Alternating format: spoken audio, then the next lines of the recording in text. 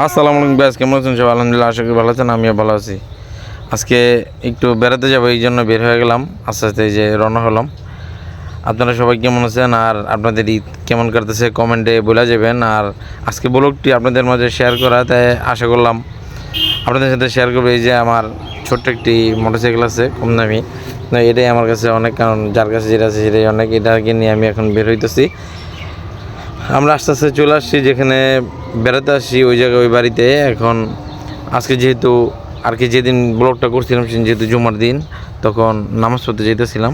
এই যে আস্তে আস্তে মসজিদের দিকে রওনা হইলাম, নামাজ পড়তে যেতেছে। আমাদের সাথে আরও মুসল্লিরা ছিল, এই যে ভাইয়ারও নামাজের জন্য যাইতেছে।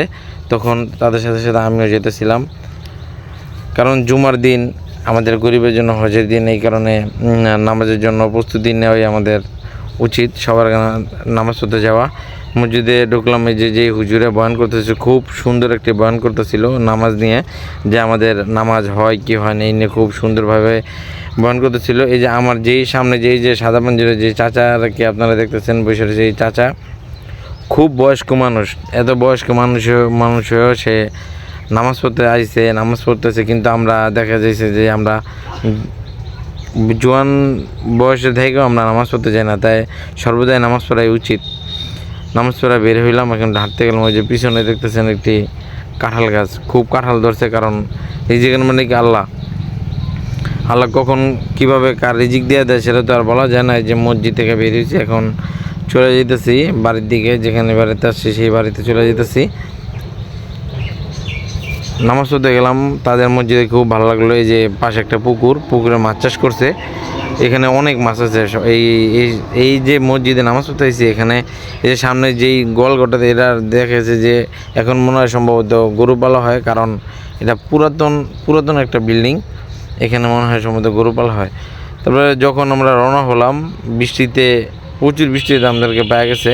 শুধু আমাদেরকে না, আমাদের এখানে যারা ছিল সবাই বৃষ্টির জন্য একটি দোকান আমরা অবস্থান করছিলাম। প্রচুর বৃষ্টি হয়েছে, যা বলার মতো না।